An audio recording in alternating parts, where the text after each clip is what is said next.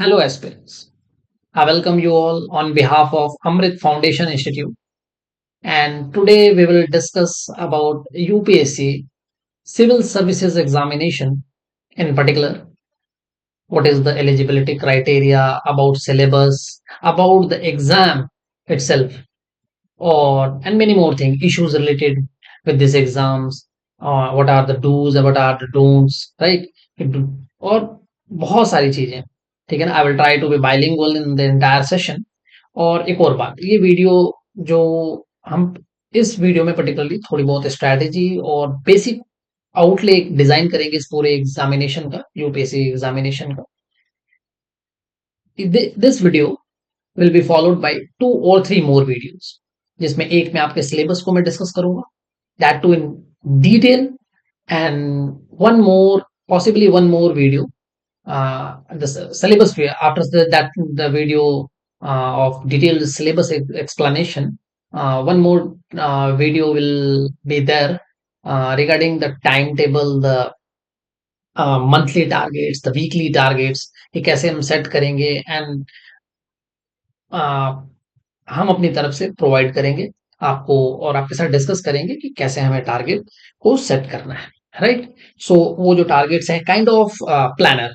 सो 3 video इस पूरे orientation के जो यूपीएससी सिविल सर्विसेज एग्जामिनेशन है, civil civil services examination in particular के स्टेट पीसीएस भी आप कंसिडर कर सकते हैं टू एन एक्सटेंट, कि सिर्फ अगर आप यूपीएससी के आपके अटेम्प्ट्स पूरे हो चुके हैं और आप स्टेट पीसीएस के लिए प्रिपेयर कर रहे हैं, तो भी ये जो 2-3 वीडियो होंगे, आप अगर वर्किंग है तो, अगर आप मतलब जॉब पे जा रहे हैं, या फिर आप पार्ट टाइम जॉब कर रहे हैं, या फिर फुल फ्लेज आप अगर तैयारी कर रहे हैं, तो वो तीनों जो वीडियो होंगे, ये आप एक मस्ट वॉच वीडियो है, ये पूरा ओरिएंटेशन, राइट. सो अगर मैं स्टार्ट करूं, तो सबसे पहले अगर आप देखो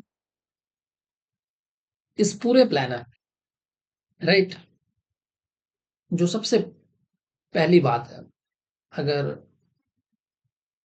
एक सेकेंड बस,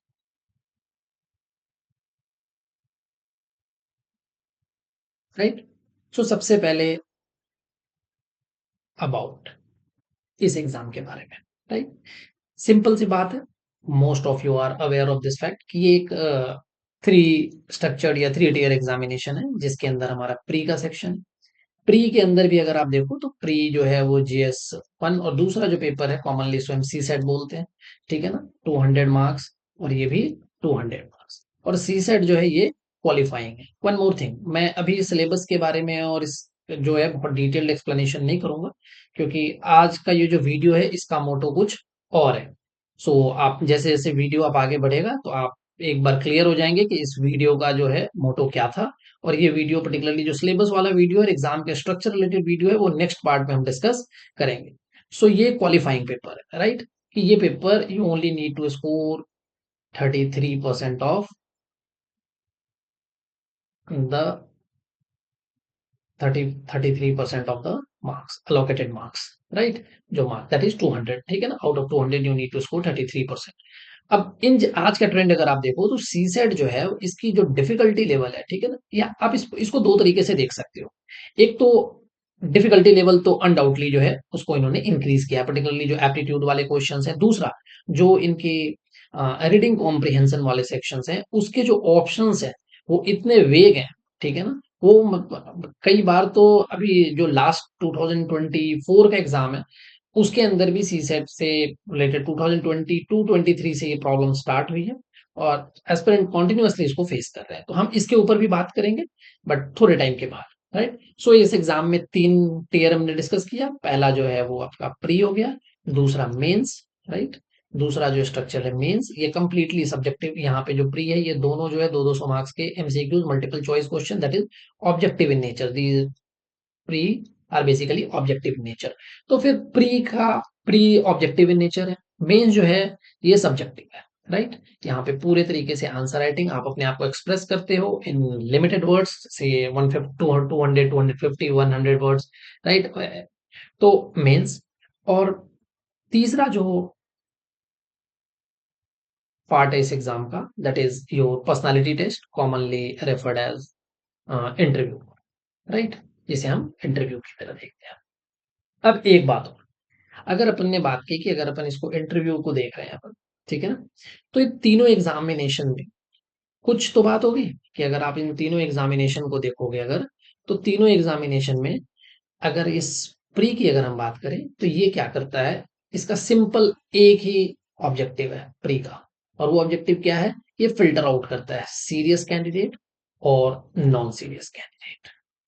इनके बीच को ये क्या करता है, डिफरेंशिएट करता है, एक लाइन डिमार्केट करता है कि सीरियस स्टूडेंट्स और नॉन सीरियस स्टूडेंट्स।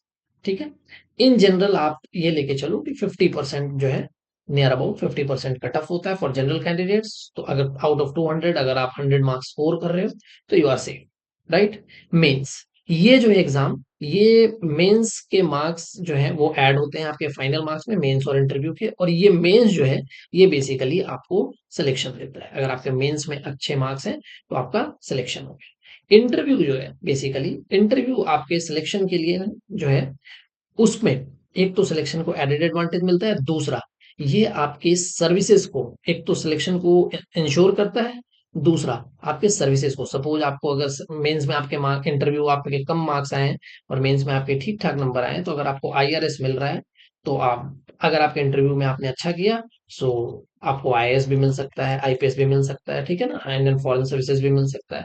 सो यहाँ पे आपको रेलवे अकाउंट मिल सकता है, यहाँ पे आपको डिफेंस सर्विसेज मिल सकता है, ठीक है ना।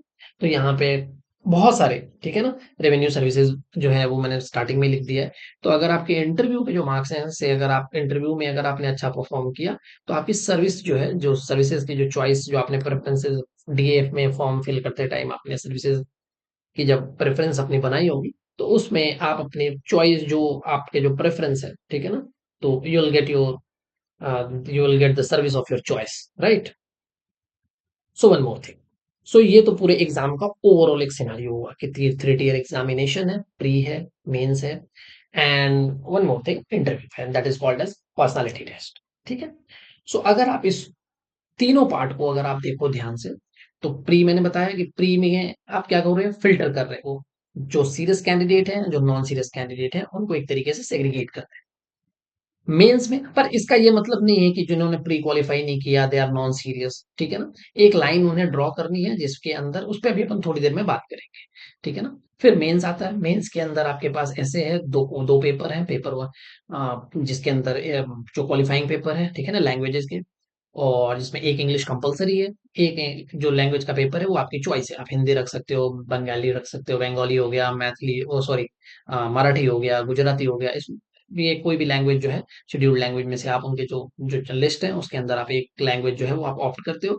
फिर ऐसे का पेपर होता है, फिर GS 1, GS 2, GS 3, GS 4। GS 1 जो है हिस्ट्री, ज्योग्राफी और सोसाइटी। पेपर 2 जिसको जीएस 2 बोलते हैं, GS 2 is all about polity, international relation, governance, social justice. Paper 3 is economy, science and tech, environment, and paper 4 is ethics। इसके अलावा optional paper होते हैं, ऑप्शनल आप एक कोई सब्जेक्ट जो है वो आप चुनते हो अपनी मर्जी का, उसके 2 पेपर होते हैं, ठीक है। और ऑप्शनल का जो पेपर है वो जो है, उसके भी लिस्ट है, जो ऑप्शनल सब्जेक्ट्स हैं उसमें से आपको एक सब्जेक्ट चुनते हो। पहले ये 2 ऑप्शनल चुनना होता था, अब जो है उन्होंने सिर्फ इसको एक पे लेके आ गए कि एक ऑप्शनल कोई भी सिलेक्ट कर सकते हो, ऑप्ट कर सकते हो, राइट। फिर जब आप यहाँ से मेंस के, तो प्री में तो आप फिल्टर कर लिया आपने, मेंस में अगर आपके मार्क्स आते हैं तो आप सिलेक्ट होते हो, फिर आप इंटरव्यू के लिए अपेयर होते हो, और इंटरव्यू में आपके अगर अच्छे मार्क्स हैं तो आपकी सर्विसेज जो है उसके एक तो सिलेक्शन को इंश्योर करता है। अगर आपके मेंस में अच्छे मार्क्स आए तो वहीं पे आपका सिलेक्शन इंश्योर हो गया। उसके बाद आपको इंटरव्यू में अगर आप एवरेज भी परफॉर्म करते हो और आपने बहुत अच्छा एक्सेप्शनली ब्रिलियंट परफॉर्म किया मेंस में, तो आपकी सर्विस, आपका सिलेक्शन जो है आपने उसी टाइम मेंस लिखते टाइम इंश्योर कर दिया, ठीक है। तो ये तो एग्जामिनेशन की बात की हमने। दूसरी बात अगर हम बात करें, तो दूसरी बात अगर आप देखो, तो इसकी बात हम करते हैं एलिजिबिलिटी की, राइट, कि इसकी एलिजिबिलिटी क्राइटेरिया क्या है। तो सिंपल सी बात है, ग्रेजुएशन होनी चाहिए। अब बात आती है कि ग्रेजुएशन, तो अगर अपन फाइनल ईयर में है तो क्या अपन अपेयर कर सकते हैं, तो बिल्कुल एज एन अपेयरिंग कैंडिडेट आप पेपर, आप फॉर्म फिल कर सकते हो, फाइनल ईयर में हो तो आप अपियरिंग की तरह पेपर दे सकते हो, जैसे बाकी सारे exam, JEE mains, JEE advance, ठीक है ना, जैसे आप उसमें 12th अपियरिंग में हम पेपर देते हैं वैसे, ठीक है। तो ये तो एलिजिबिलिटी क्राइटेरिया की हमने बात की। अब जो सबसे इंपॉर्टेंट बात मैं करूंगा वो है सिलेबस, राइट। तो मैंने आपको बताया, डिस्कस किया कि सिलेबस जो है वो प्री का, सॉरी, प्री का और दूसरा मेंस का। ये मैं डिटेल्ड डिस्कशन करूंगा सिलेबस का। तो इस वाले पार्ट को पर्टिकुलरली, इस सिलेबस वाले पार्ट को एक बार अपन अभी स्किप करते हैं, ठीक है ना। Syllabus along with the optional subject, along with the option, right. Now 1 2 3 and fourth one. So fourth one is basically issues. एक अपन नया स्लाइड लेते हैं, ठीक है ना। और अगर आप देखो तो फोर्थ की बात कर रहा था इश्यूज की, कि जब हम इस एग्जाम के लिए अपेयर होते हैं तो इस एग्जाम में इश्यूज क्या आते हैं, ठीक है ना। इश्यूज आप अगर देखो तो ये 3 तरीके के इश्यूज हम फेस करते हैं। एक आप देखो तो, sorry, before the examination, during the preparation, during the exam, before the exam and after the exam, right. अब आप बोलोगे मैंने 3 कैटेगरी बनाया है, 3 इश्यूज इस एग्जामिनेशन में हम फेस करते हैं, कोई भी एस्पिरेंट, ठीक है ना। वो क्या इश्यूज है, क्या चैलेंजेस है, बेसिकली इश्यूज, ठीक है ना। तो अगर सबसे पहले, ठीक है ना, जो चैलेंजेस हम फेस करते हैं उसको अगर अपन कैटेगरिकली अगर अपन इसको एक्सप्लेन करें तो देखो ध्यान से, सबसे बड़ी बात हमें जो चीज फेस करते हैं वो फेस करते हैं कंसिस्टेंसी का। एक लंबे ड्यूरेशन का ये एग्जाम है, साल में एक बार होता है। इन जनरल क्या होता है, जून के अंदर, मई में रिजल्ट आता है लास्ट ईयर का, मई में ही पेपर होता है इन जनरल, मई एंड में। जून में स्टूडेंट स्टार्ट होते हैं, एक बार वो अपनी प्रिपरेशन को स्टार्ट करते हैं, मोटिवेटेड रहते हैं। पर जैसे जैसे टाइम जाता जाता है उनकी एनर्जी जो है वो डिक्लाइन करती है, ठीक है। और फिर वो जो जिस पेस पे उनको प्रिपेयर करना होता है, जो सीरियस और नॉन सीरियस स्टूडेंट के बीच की जो लाइन है वो यहीं पे पहली बार जो है वो लाइन खींची जाती है। ये जो सीरियस स्टूडेंट है वो उस कंसिस्टेंसी को कंटिन्यू रखते हैं अगले प्रीलिम्स तक पर्टिकुलरली, ठीक है ना। और जो नॉन सीरियस स्टूडेंट्स हैं वो एक बार जून में तो उसी पेस पे स्टार्ट करते हैं विद फुल ऑफ एनर्जी, और धीरे धीरे धीरे धीरे आप देखोगे तो वो जो है वो डिक्लाइन करेगी उनकी एनर्जी, और जून से लेके अक्टूबर नवंबर तक के उस टाइम में वो क्या करते हैं, प्रोक्रेस्टिनेट करते हैं, wastage of time, simply they waste their time, कि भाई अब थोड़ा टाइम बाद कल करेंगे, फिर त्योहार आ गया, नवरात्रि आ गए, दिवाली आ गई, अब दिवाली के बाद करेंगे। फिर द मोमेंट द प्रीलिम्स आने लगता है तो स्टार्ट होते हैं जैन में, फेब में। तो आपने तो जो जहां पे आपको ऑप्शनल, अगर आपने प्रीलिम्स क्लियर भी कर लिया 4 5 महीने लगा के, तो आप मेंस में ब्लैंक हो। तो मेंस में ब्लैंक हो, और वो जो टाइम पीरियड था उसमें आपको अपने आंसर राइटिंग के स्किल्स पे, आपको अपने मेंस के नॉलेज एक्यूमुलेशन में इस पे काम करना था। आपने वहां पे सब कुछ स्किप कर दिया, वो वाला पूरा टाइम फ्रेम ही आपका चला गया।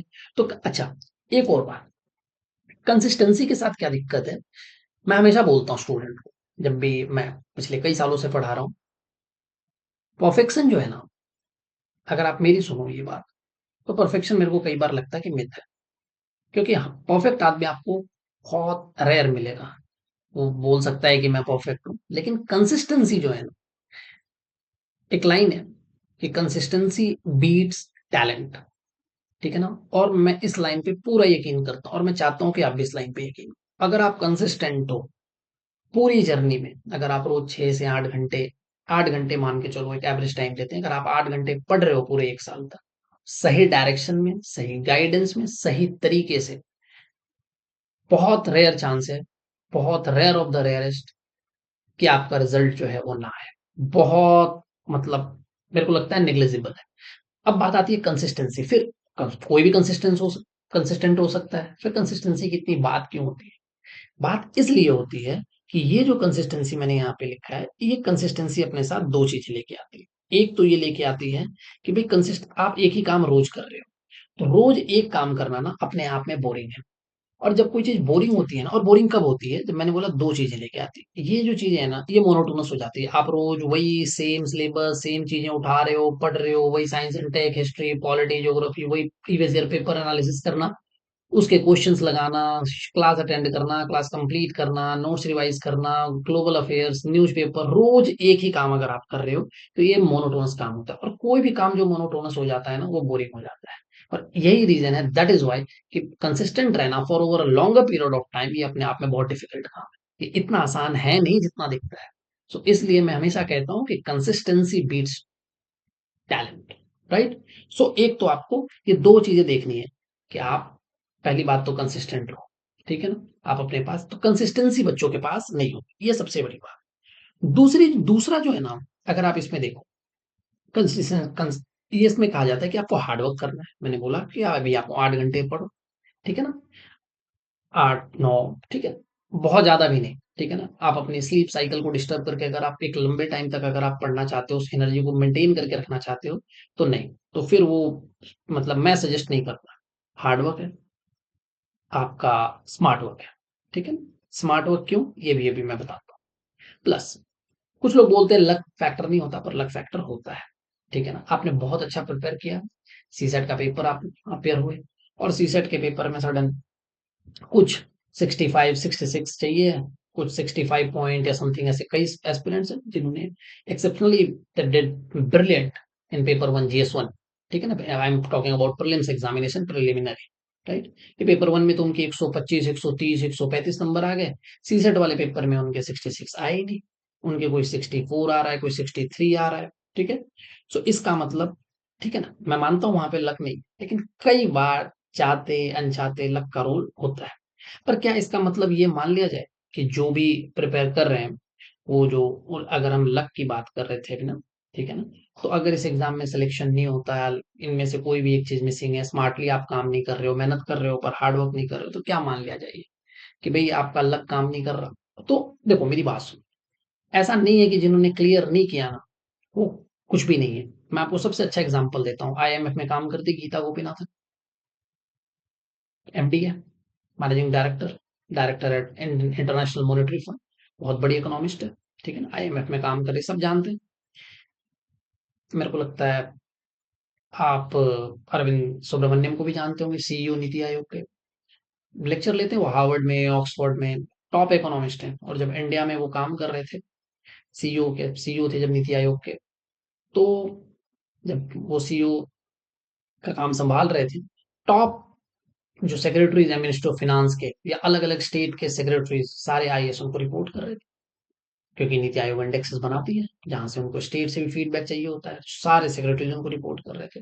तो ये बहुत दो मतलब बहुत पैरेलल वर्ल्ड है, कि ऐसा नहीं है कि अगर 975 या 900 से 923 for general category cut off का बैरियर है कि तो 922 लाने वाला बिल्कुल ही कुछ नहीं है, ऐसा कुछ नहीं है, ठीक है ना? उनके पास अपने ओन डोमेन में एक्सपर्टीज होती है और उसमें वो बहुत अच्छा कर सकते हैं बाद में, ये अपन थोड़ी देर बाद देखेंगे। फिर एक जो इशू इसके अंदर आता है ना, तीसरा, वो आता है कि मतलब आप कह सकते हो कि रिगार्डिंग जो पेरेंट्स का जो एटीट्यूड है ना, उसकी बात करते हैं, ये बहुत नेग्लिजिबल पार्ट है जिसके ऊपर इन जनरल बात ही नहीं की जाती है।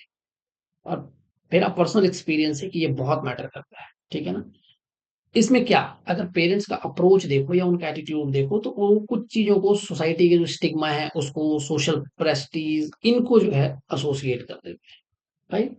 और जब इनको एसोसिएट करते हैं ना, तो काइंड ऑफ अगर आप देखो, तो एक्सपेक्टेशन बर्डन ऑफ एक्सपेक्टेशन जो है वो अपने बच्चों के ऊपर देते हैं, सिंपल, कि आप, ठीक है ना? और यहां से चालू होता है जो खेल, जिसको हम बोलते हैं कंपेयर करना, जो पेयर प्रेशर जो जनरेट होता है, कंपैरिजन करना, वो यहाँ से होता है। तो ये भी इस पूरे जर्नी में जो है वो एक, अब जिनके पेरेंट्स बहुत कोऑपरेटिव हैं, उनको 2 साल 3 साल 4 साल, ये तभी हो सकता है जब आपके पास फिनेंशियल ऑटोनॉमी है, ठीक है ना? आपके पास मतलब टन्स एंड टन्स ऑफ मतलब प्रिविलेज हो आपके पास, ठीक है ना? आप प्रिविलेज्ड कम्युनिटी में हो, आप प्रिविलेज्ड फैमिली को बिलोंग कर रहे हो, और आपके पास कोई इस तरीके की कोई मतलब रिस्पॉन्सिबिलिटी नहीं है कि फैमिली के मेंबर का भी आपको एक एज के बाद, सर्टेन एज के बाद, तो ये लग्जरी है आपके पास। लेकिन मैं इन जनरल उसकी बात कर रहा हूँ, ठीक है ना? तो ये 3 4 बातें, ठीक है ना? अब जनरली इसके कारण होता क्या है, इसके कारण ना जो इस टॉपिक की हम बात कर रहे हैं, इस पर्टिकुलर इशू की, सॉरी, पेरेंट्स के एटीट्यूड, जो सोशल प्रेस्टीज के साथ एसोसिएट करते हैं, स्टिग्मा अटैच करते हैं, फिर बर्डन आता है, ठीक है ना, एक्सपेक्टेशन का, कंपैरिजन स्टार्ट होता है, तो ये इन सब का एक अपने आप में ना ओवरऑल अगर आप देखोगे तो एक नेगेटिव रोल है, ठीक है ना? और नेगेटिव रूल क्या करता है, धीरे-धीरे आपको एंग्जायटी की तरफ लेके जाता है, आपके ऊपर एडेड प्रेशर होता है, मेंटल स्ट्रेस में आप धीरे-धीरे जाते हो और ये सब डायरेक्टली, इनडायरेक्टली आपके परफॉर्मेंस को, आप जिस तरीके से आप जितना बेहतर कर सकते थे, उसको कहीं न कहीं इम्पैक्ट करता है। तो आपको एक अच्छे स्टेट ऑफ माइंड में रहना है फॉर से 1.5 और 2 इयर्स, ठीक है ना? पूरी आपकी प्रिपरेशन में, ठीक? और ठीक, एक बात जब हम बात कर रहे हैं तो मैंने शायद स्टार्टिंग में डिस्कस नहीं किया। इस पूरे जर्नी में टाइम लग रहा है, मैंने बताया था। ये पूरे 1.5 साल, 2 साल का एक टाइम पीरियड है और सबसे कीमती जो चीज़ है ना आपके पास, वो है टाइम। टाइम इज़ प्रेशियस, ठीक है ना? सो क्या अगर आप बोलोगे कि वर्थ है to devote a substantial amount of time to a government examination? क्या आपने पूरी 10 साल लगा दिए, 5 साल लगा दिए, जितने अटेम्प्ट हैं? तो ये देखो, ये कई चीज़ों पे डिपेंड करता है। आपकी फ़ाइनेंशियल लाइफ़ कैसी है? क्या आपकी फैमिली सिक्योर्ड है? क्या आपकी रिस्पॉन्सिबिलिटी है फैमिली की तरफ? आप मेंटली किस ज़ोन में हैं? ये उन चीज़ों पे डिपेंड करता है। तो हर एस्पिरेंट की अपनी एक कट ऑफ पॉइंट है, जहाँ पे वो ये डिसाइड कर सकते हैं कि बस मेरा 2 अटेम्प्ट है, 3 अटेम्प्ट है। क्योंकि मैं पर्सनली कई बार ये फ़ील करता हूँ कि ये जो नंबर ऑफ अटेम्प्ट्स है ना, कि भई आपके पास 6 अटेम्प्ट हैं, आपके पास 9 हैं, आपके पास तो बस अटेम्प्ट ही अटेम्प्ट है। ये कई बार जब अटेम्प्ट होता है ना, हमारे पास जब ऑप्शंस होता है ना, तो हम चीज़ों को डिले करते हैं। कोई बात नहीं, इस बार नहीं, अगली बार। अगली बार नहीं और अगली बार, ठीक है ना? तो ये जो है धीरे-धीरे, ये एक तरीके का ये एक मतलब आप समझो ट्रैप है, ठीक है ना? और ये विशियस साइकिल है काइंड ऑफ, ठीक है ना? जिनके लिए वर्चुअस साइकिल होगा, वो उनके लिए होगा। पर टोटैलिटी में अगर आप इसको देखते हो, तो ये एक तरीके का विशियस साइकिल ही बन के आता है। ठीक है जी? तो अगर हम इस पूरे की बात कर रहे हैं, तो अब जैसे एग्ज़ाम टाइम, ये तो मैंने बताया कि भई क्या मैंने 3 बात की थी कि बिफोर द एग्ज़ाम ये सारी चीज़ें, पेरेंट्स का प्रेशर ये आएगा। एग्ज़ाम के टाइम पे देखो, मैं लक वाले फैक्टर से बात कर रहा था। एग्ज़ाम में भी क्या अटेम्प्ट करना चाहिए, क्या अटेम्प्ट किया और क्या अटेम्प्ट नहीं करना चाहिए, ठीक है ना? तो इस पे बहुत, वहाँ पे आपको अपने नर्व होल्ड करके रखने हैं, क्योंकि सबको लगता है कि वो पढ़ा हुआ है, वो आता है। कौन-सा आंसर टिक करना है, तो should attempt, might attempt, won't attempt, ये तीनों के बीच में भी बहुत थिन लाइन है और वो आप जो भी वहाँ पे अपने नर्व्स होल्ड करके जाएगा, जो भी वहाँ पे उस टाइम में ड्यूरिंग द एग्ज़ामिनेशन जो अपने नर्व होल्ड करके ले गया, ठीक है ना? तो वहाँ पे वो जो है ना, ठीक है ना? Holding the nerve during the examination now, right? So ये भी अपने आप में, क्योंकि देखो, मुझे पर्सनली अब नहीं लगता कि यूपीएससी जो है ना, वो एक तरीके से मिडिल क्लास ड्रीम है, ठीक है ना? इसके कारण सिंपल है कि मनी, ठीक है ना? एक लंबा टाइम आप इन्वेस्ट करते हो वो भी अपने प्रीशियस साल, ठीक है ना? जिन सालों में आप कुछ और कर सकते थे, अपने डोमेन में बहुत अच्छा कर सकते थे, एक सोस एक ब आप मतलब अपने प्रीशियस टाइम को आप क्या कर रहे हो, टाइम साथ-साथ मनी। अगर आप 40,000 50,000 मिनिमम, मैं कहता हूँ अगर आप 50,000 भी अर्न कर सकते हो पर मंथ, तो ये साल के 6 लाख रुपए होते हैं। अगर आप 10 साल या 5 साल भी, अगर आप 4 साल 5 साल प्रिपरेशन में हो, तो आप 30-40 लाख तो वैसे ही डेब्ट में, सीधा वो तो आपने नुकसान कर दिया, उसका तो कोई फिर अंत नहीं है, ठीक है ना? तो इसमें हम जनरली क्या करते हैं, टाइम की भी बर्बादी हो गई और पैसे गए सो अलग, और जो आने थे वो नहीं आए, और जहाँ पे अब अपन बाद में जाएँगे वहाँ पे और हमारा प्रोसेस जो है वो डिले होगा, ठीक है ना? सो इन सारी बातों को देख के, जैसे मैंने बताया कि कुछ सीरियस स्टूडेंट हैं, non serious student, simple characteristics है। वो जब एग्ज़ाम जिस दिन खत्म दे के आते हैं, वो बोलते हैं कि अब मेरे को सिलेबस समझ आ गया है, कल से तुम्हारा भाई देखो क्या करता है। फिर वो पूरी तैयारी के साथ अगले दिन लगते हैं। फिर वो धीरे-धीरे उनका मोमेंटम डाउन होता है। 1 महीने के बाद वो बोलते हैं कि कोई बात नहीं, आज काम हो गया है, अपन अगले 15 दिन बाद पढ़ेंगे। फिर इस तरीके से अगले 1 महीने बाद स्टार्ट करेंगे, अभी जीएस करेंगे, अभी कुछ नहीं करेंगे, ऐसे करते-करते दिसंबर आ जाता है। दिसंबर में वो प्रीलिम्स उठाते हैं, करते-करते फिर मैं सिलेबस दोबारा देख लेता हूँ, अब रह गया एग्ज़ाम, फिर अगला आ जाता है, फिर वो बोलते हैं कि कोई बात नहीं, इस बार नहीं अगले साल पक्का। बस यही है नॉन सीरियस स्टूडेंट। और एक और बात, अगर आप देखो ना ध्यान से, 10 लाख बच्चे नियरली फॉर्म भरते हैं, ठीक है ना? 8, 9, 10, ठीक है ना? 5-6 लाख बच्चे अपीयर होते हैं। उन जो भी अपीयर होते हैं, बस वो सब नंबर ही है। सीरियस जो कॉम्पिटिशन है ना, वो 20 टू 30,000, और मैं तो कहता हूँ इससे भी कम है, ठीक है ना? ये जो 20,000 है ना, 20 से 30,000 के बीच में सीरियस कॉम्पिटिशन है। 95, क्यों? क्योंकि देखो, मैं अभी स्ट्रैटेजी बताऊंगा, डिस्कस करूंगा मैं। उस स्ट्रैटेजी को आप देखना, आप खुद रियलाइज करोगे जब आप भले किसी कोचिंग में जा रहे हो, सेल्फ पढ़ रहे हो, आप अपने कलीग में देखना, जो मैं बता रहा हूँ ना बेसिक 3-4 चीजें, कितने लोग उसको मेंटेन करके रख पाते हैं। 95% तो कर ही नहीं पाते, तो करके रखते सिर्फ 5%। वही 3 से 5% जो लोग उस कंसिस्टेंसी को मेंटेन करते रखते, कंपटीशन उनके बीच में ही है। सो 20,000 या 25,000 या 30,000 बच्चों में सिलेक्शन होता है, हर बार 1,000 बच्चों का सिलेक्शन होता है। तो जो रेट ऑफ सिलेक्शन है ना, वो काफी ज्यादा है। हमें ऐसा लगता है, हम वो काउंट कर लेते हैं 10 लाख में से 10 लाख बच्चे अपियर हुए, सिलेक्शन हुआ 1,000 का। फिर हम वो अपनी मैथ लगाने लग जाते हैं, 0.1, कोई 0.01 की 100 ही तो आईएएस बने हैं। फिर 0.001 तक भी पहुंचा देगा कोई, टॉप 10 में तो इतने ही आए हैं। उसका कोई अंत नहीं है। ठीक है ना। सो आप, कुछ चीजें हैं तो उनको मैं अभी डिस्कस करूंगा। ठीक है ना। तो अगर इन चीजों को ध्यान से देखो, ठीक है ना, कि क्या करना है क्या नहीं करना, तो सबसे पहले तो मैं आपको डोंट बता दूं। ठीक है ना, कि क्या नहीं करना। ठीक है ना, क्या नहीं करना। ठीक है ना। सबसे पहला काम, प्रोक्रेस्टिनेट नहीं करना। आज नहीं करेंगे ना, कल नहीं करेंगे, परसों करेंगे, ठीक है ना, जिसको सिंपली बोलते हैं वेस्टेज ऑफ टाइम, आज का काम कल पे टालना। ये काम नहीं करना, ये तो बिल्कुल ही कतई ही नहीं करना। दूसरा जो सबसे इंपॉर्टेंट काम है ना, वो क्या, अपने टीचर को ना, मैं एक लाइन लिखता होता हूँ हमेशा, कि don't idealise the teachers too much.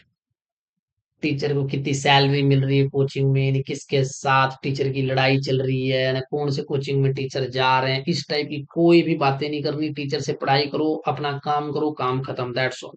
Teacher की लेफ्ट विंग आइडियोलॉजी है, राइट विंग आइडियोलॉजी है, सेंटर की आइडियोलॉजी है, कोई लेना देना नहीं होना चाहिए। हम जनरली किसी और ट्रैक पे चले जाते हैं, इन जनरल जो मैंने पर्सनली बच्चों को देखा है।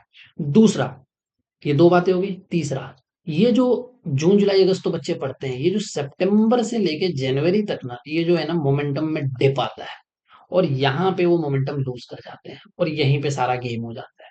बस ये 3 चीजें जो है ये करनी नहीं है, कि अपने मोमेंटम को डिप नहीं होने देना। और सबसे इंपॉर्टेंट बात, हम सीसेट जो है ना, ये हम स्टार्ट करते हैं सीसेट एग्जामिनेशन से, मतलब जैन में तो बहुत रेयर स्टार्ट करते हैं, फैब में स्टार्ट करते हैं, और मार्च अप्रैल में जो है हम इसके ऊपर काम करते हैं, कि 2 महीने हम करेंगे और हमारा काम हो जाएगा। पर हमारा काम होता इससे नहीं है, ये हो जाया करता था, पर अब ऐसा कुछ भी नहीं होता है। ठीक। तो ये जो है चीजें ये नहीं करनी है, इसलिए मैंने इसको अलग से लिख दिया कि ये 3-4 काम जो है ना, ये तो कतई ही नहीं करना है। ठीक है। अब अगर आप देखो, ठीक, कि करना क्या है। सो जो हमारी स्ट्रैटेजी है ना, ये मैं बता, एकदम सिंपल। ठीक है ना। सबसे पहले आपको जब भी आप पढ़ोगे, आप शॉर्ट नोट्स बनाओगे। ये कुछ चीजें हैं ना, ये एकदम आपके दिमाग में होनी चाहिए। आप शॉर्ट नोट्स बनाओगे, शॉर्ट नोट्स के अंदर आप दोनों के बनाओगे, प्री के भी और मेंस के भी। ये मैं जब सिलेबस डिस्कस करूंगा तो मैं आपको डिटेल में बताऊंगा। सपोज जैसे आपने कोई आर्टिकल पढ़ा विमेन के ऊपर, या फिर किसी भी XYZ को एनवायरमेंट पे या एक्सपोर्ट इंपोर्ट पे, और आपके पास कोई डेटा आया, तो आपके पास एक पतली सी नोटबुक होनी चाहिए, जिसमें जैसे सपोज विमेन रिलेटेड आपने कोई आर्टिकल पढ़ा, तो क्राइम रेट क्या है, कोई आपके पास और कोई फैक्चुअल डेटा आया, कुछ आपके कोई केसेस हैं जो इंपॉर्टेंट है, जो सुप्रीम कोर्ट में किसी का जजमेंट आया, जो पास्ट जो केसेस हैं, जजमेंट है उसका, एक एक पेज पूरा विमेन को डेडिकेटेड होना चाहिए। ठीक है ना। आप ये कब पता होगा, जब आप प्रीवियस ईयर क्वेश्चंस को एनालाइज करोगे, या अपने टीचर्स के मेंटोर्स के साथ जब बैठोगे और एनालिसिस करोगे इन क्वेश्चंस का, तो आपको बेटर आइडिया लगेगा कि आपके जो शॉर्ट नोट्स हैं मेंस के, वो कितने क्रिस्प आप। और ये सिर्फ मेंस आंसर राइटिंग में नहीं, ऐसे ऐसे ऐसे वाले पेपर में भी आपके लिए बहुत, एथिक्स वाले पेपर में भी बहुत बेनिफिशियल है शॉर्ट नोट्स बनाना है। और शॉर्ट नोट्स में जैसे आप प्री और मेंस के बना रहे हो, तो वैल्यू एडिशन भी इसमें करते जाना है। सपोज आपने प्री का कोई नोट्स बनाया, सपोज आप एंशिएंट हिस्ट्री पढ़ रहे हो, या गवर्नर के ऊपर कुछ पढ़ रहे हो, पॉलिटी पढ़ रहे हो, और कोई अमेंडमेंट आता है, तो आप अपने इमीडिएटली आप अपने नोट्स खोलो और वहां पे वो वैल्यू एडिशन कर दो, ताकि रिवीजन में आपको मल्टीपल सोर्सेज, मल्टीपल बुक्स दोबारा खोलने की जरूरत नहीं पड़े। तो स्ट्रैटेजी का सबसे इंपॉर्टेंट पार्ट है कि make your own notes, that too very crisp और बहुत शॉर्ट। ठीक है ना। बहुत शॉर्ट मतलब ऐसा भी नहीं बना लेना कि अपने समझ ही नहीं आई, खुद ही क्या लिख दिया अपन ने। ठीक है ना। दूसरी बात, बेसिक्स, और बेसिक्स मीन्स एनसीईआरटीज। ठीक है ना, प्लस स्टैंडर्ड्स, जो मटेरियल्स है या स्टैंडर्ड बुक्स, ठीक है ना, ये आपके पास होनी चाहिए, जिसको स्टैंडर्ड सोर्स होते हैं। और ये सिर्फ होने नहीं चाहिए, पर्टिकुलरली जो स्टैंडर्ड सोर्सेज है ना, इसको आप मल्टीपल टाइम पढ़ोगे। 50 स्टैंडर्ड बुक्स नहीं रखने, एक दो क्वेश्चन के लिए आप अपने आउटकम के साथ आप कॉम्प्रोमाइज नहीं कर सकते अपने आउटकम को।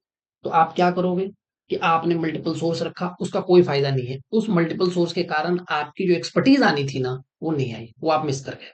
पर आपने एक ही बुक को अगर 3-4 बार पढ़ लिया, 5 बार पढ़ लिया, तो आपने उस बुक से मल्टीपल इंफॉर्मेशन जो है अलग अलग कॉन्टेक्स्ट में, क्योंकि एक बुक को हम जितनी बार पढ़ते हैं ना, उससे हम उतनी ज्यादा वैल्यू अलग अलग कॉन्टेक्स्ट में एक्सट्रैक्ट करते हैं। ये जब आप पढ़ोगे बुक, तो आपको पता लगेगा, ठीक है ना। सो अगर हम मल्टीपल बुक्स पढ़ रहे हैं, तो इससे हमारे दिमाग में एक साइकोलॉजी होती है कि भाई अगर अपन ज्यादा बुक्स पढ़ लिए तो अपने नॉलेज, तो जो बेस नॉलेज है वो सेम रहना है।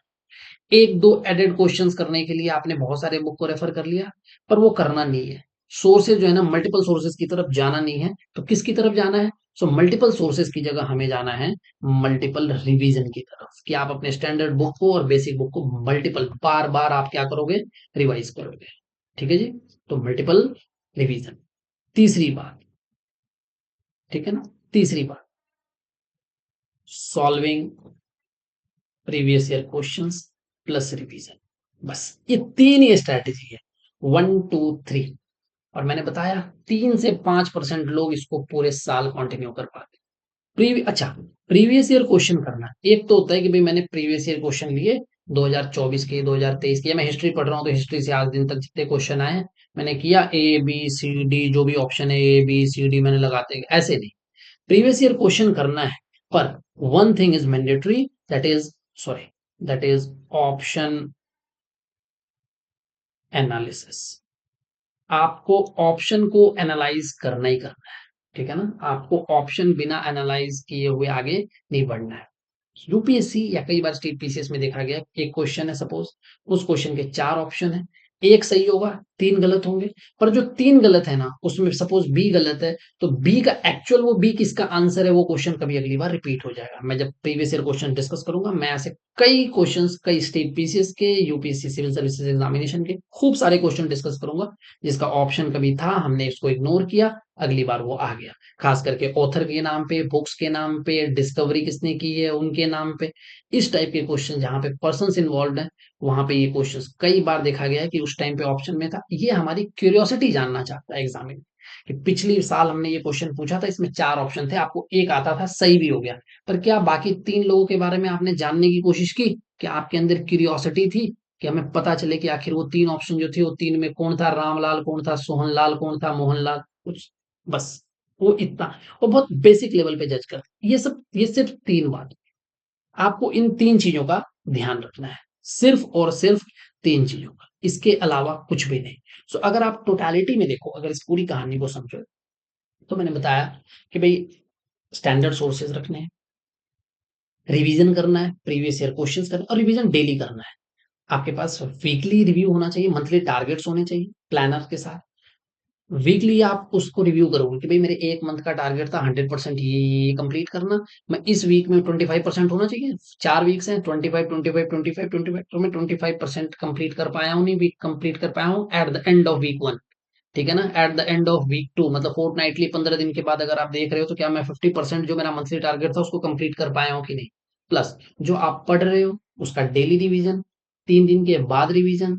So first, third day, weekly, 7th day, 15th day, 30th day, month में आपके 5 रिवीजन चलते रहेंगे हर मंथ के। और आप मंथ एंड पे टेस्ट भी लगाओगे, ठीक है ना।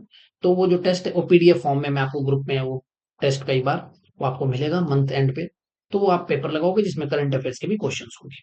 अब बात आती है कि और क्या कर सकते हैं, और आप कुछ ऐसे अगर आप सोचो तो करंट अफेयर्स इस पे आता है कि भाई कितने दिन का करें, 15 मंथ मिनिमम है, पर आप 18 तक भी जा सकते हो। क्यों? अच्छा, आपने पिछले साल अगर तैयारी की है, तो वैसे भी 12 मंथ तो आप कर ही रहे हो, मान के चलो आप आज जून में स्टार्ट कर रहे हो, तो मई तक तो आप करोगे, अप्रैल में तक। अब आपको जून की जगह अब आपको फेब से स्टार्ट करना है, या से जनवरी से स्टार्ट करना है। तो जिन्होंने पिछली बार स्टार्ट किया हुआ है, उन्होंने तो ये वाला टाइम पीरियड कर ही रखा है, तो इतना ज्यादा भी इसमें बर्डन नहीं है। तो 15 to 18 मंथ जो है आप करंट अफेयर्स करके जाओगे। दूसरी बात, जो जीएस है, जो मेंस का सिलेबस है, आपके ऑप्शनल है और सीसेट है, ये पहले खत्म होना चाहिए। जीएस आपको कॉम्प्रिहेंसिव डिटेल्ड नॉलेज देगा, तो आपके प्रीलिम्स में ये एडेड एडवांटेज ऐड हो जाएगा यहाँ पे। अच्छा, कल जब मैं सिलेबस डिस्कस करूंगा तो मैं बताऊंगा कि जीएस में और प्रीलिम्स के सब्जेक्ट में, जैसे हिस्ट्री इधर भी है, हिस्ट्री उधर भी है, ठीक है ना, पॉलिटी है उधर भी पॉलिटी है, साइंस है उधर भी साइंस है, दोनों प्री में भी मेंस में भी, मतलब जीएस में मेंस के सेंस की बात कर रहा हूँ।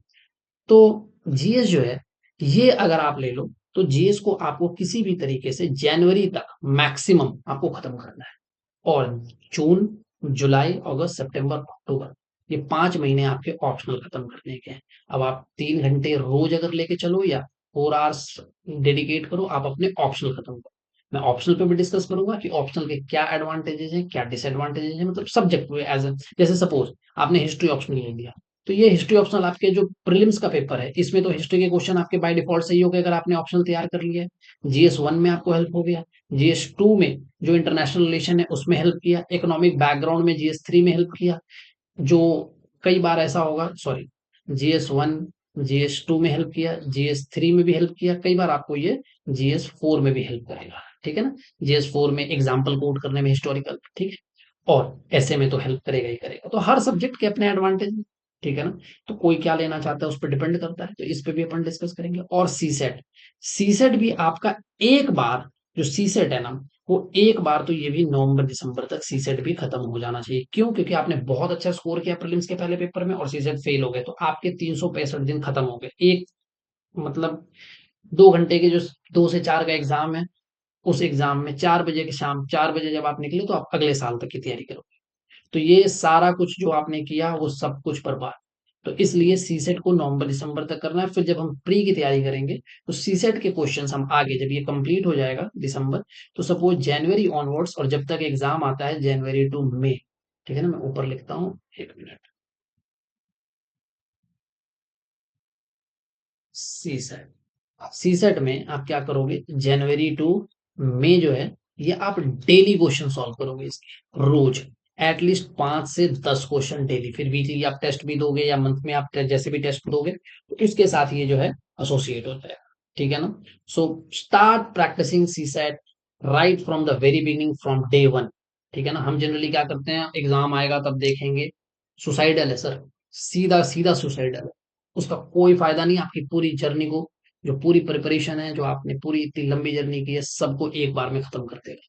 सो ये वाले काम तो करनी ही नहीं है, ठीक है ना। सो ठीक है।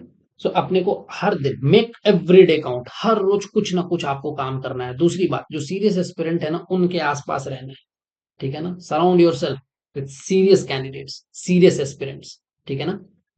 And also associate your self with a mentor who keeps, who hold you accountable, ठीक है ना। जो भी आप कर रहे हो ये आपको अकाउंटेबल रखेगा, या जो चीजें आप कर रहे हो उसके साथ वो आपको अलाइन करके रखेगा, ठीक है ना। क्योंकि ये वो वाला टाइम चला गया, ठीक है ना। तो क्या हमने ओवरऑल स्ट्रैटेजी क्या थी, आप एनसीईआरटी पढ़ोगे अपने बेसिक्स के लिए, स्टैंडर्ड बुक्स पढ़ोगे, आप वीकली, मंथली और डेली ये रिवीजन करोगे, रोज प्रीवियस ईयर क्वेश्चंस करोगे जो भी आपने पढ़ा है उससे रिलेटेड, ठीक है ना। और आपके पास पूरा न्यूज़पेपर नहीं पढ़ना है आपको, 4 5 6 हाई क्वालिटी जो न्यूज होती है ना, जिसको रेलिवेंट कहते हैं, मोस्ट रेलिवेंट और क्वालिटी, ठीक है ना, कंटेंट, जो करंट अफेयर्स है उसके बारे में पढ़ना है। मैं कोशिश करूंगा कि करंट अफेयर्स के वीडियो आपको डेली बेसिस पे मिले, ठीक है ना। उसकी प्लानिंग चल रही है। तो करंट अफेयर्स मैं कोशिश करूंगा कि 18 मंथ तक नेक्स्ट साइकिल में जितने स्टेट पीसीएस एग्जामिनेशन है और यूपीएससी एग्जामिनेशन, उसके बिहार पे मैं कंप्लीट करवाऊंगा, ठीक है ना। तो अच्छा, जीएस आप खुद पढ़ोगे, टीचर पढ़ाएगा, आप खुद घर जाके पढ़ोगे, स्टैंडर्ड सोर्सेज से पढ़ोगे, जीएस के नोट्स आप खुद बनाओगे, आप मास्टर, ठीक है ना, मास्टर करोगे एनसीईआरटी बुक्स को, स्टैंडर्ड बुक्स को, ठीक है ना। सिंपल सी बात है, कितना भी मॉड्यूल ले लो, आपके एक मेंटोर होने चाहिए जो आपको पूरे प्रिपरेशन में गाइड करे। कंटेंट के ऊपर नहीं जाना, क्वांटिटी के ऊपर नहीं जाना, कंटेंट की जगह क्लैरिटी, क्वांटिटी की जगह क्वालिटी, ठीक है ना। और 1 to 1 किसी एक मेंटोर के साथ। दूसरी बात, स्लीप साइकिल की मैंने स्टार्टिंग में बात की थी। आप, कोई बच्चा 8 से 9 घंटे पढ़ रहा है और 6 से 7 घंटे सो रहा है, इसके सक्सेस रेट बहुत ज्यादा चांस है जो 14 घंटे पढ़ रहा है और 4 से 5 घंटे सो रहा है, ठीक है ना। बहुत रेयर है कि ये पास होगा, ये सेलेक्ट होगा, हो सकता है प्री क्लियर हो जाए, हो सकता है मेंस क्लियर हो, फाइनल बैटल, ठीक है ना। पर ये बहुत आराम से, ये इसकी जर्नी ज्यादा आसान है, ठीक है ना? तो स्टडी और स्लीप साइकिल को भी मेंटेन करके रखना, ये भी अपने आप में ये रिस्पॉन्सिबिलिटी है किसकी? एस्पिरेंट की। ठीक है ना? सो सिंपल क्या था कि आप मंथली टारगेट बनाओगे, 18 मंथ का करंट अफेयर्स करोगे, नवंबर दिसंबर तक आप अपने प्री पूरे सॉरी मेंस को, पर्टिकुलरली ऑप्शनल को, सीसेट को, जीएस पेपर को खत्म करोगे, मेंस आंसर राइटिंग डेली करनी है, previous year questions daily revision करना है, प्रीवियस ईयर क्वेश्चंस करने हैं, सेल्फ नोट बनाने हैं, उसमें वैल्यू एडिशन करनी है, उसको रिवाइज करना है again and again and again. ठीक है ना? और स्टैंडर्ड सोर्सेस पे स्टिक करना है। ठीक है ना? कोई ज्यादा कंटेंट इधर से पीडीएफ उधर से पीडीएफ, ये कोई भी इस तरीके के काम नहीं करने। क्वालिटी पे फोकस करना है, क्वांटिटी बनाने के चक्कर में किसी भी पीडीएफ, किसी भी टेलीग्राम, किसी भी व्हाट्सएप, किसी फ्रेंड के कोचिंग इंस्टीट्यूट कुछ नहीं करना है। ठीक है ना? एकदम जो है ना, आप अपने प्लान पे स्टिक रखो। ठीक है ना? हार्ड वर्क करो, नॉलेज इकट्ठा करो और प्रैक्टिस करो, that too in the right direction. ठीक है ना? और मैंने एक लाइन कही थी कि मेक एवरी डे काउंट, हर रोज की उसमें कुछ ना कुछ वैल्यू एडिशन होनी चाहिए। ठीक है? अपनी स्लीप साइकिल पे काम करो, चीजों को जो है अपने टाइम टेबल के अकॉर्डिंग उसको ढंग से चलाओ। ये पूरी की पूरी बस ये सिंपल स्ट्रैटेजी है जिस पे आपको काम करना है। इसके अलावा इसमें कुछ भी नहीं है। एक बात और रहती है लास्ट, जो मैंने सोचा था बीच में डिस्कस करूंगा, जब मैंने बताया था कि क्या इश्यूज हैं ड्यूरिंग द एग्जामिनेशन, कैसे आंसर अटेम्प्ट करना है, वो हम सिलेबस में भी डिस्कस करेंगे। हालांकि मैंने बताया कि कौन सा करना है कौन सा नहीं करना, इसके ऊपर काम करना है। प्लस मैंने पहले बताया था कि एग्जाम से पहले पेरेंटल इश्यूज क्या आते हैं, सोशल इश्यूज क्या आते हैं।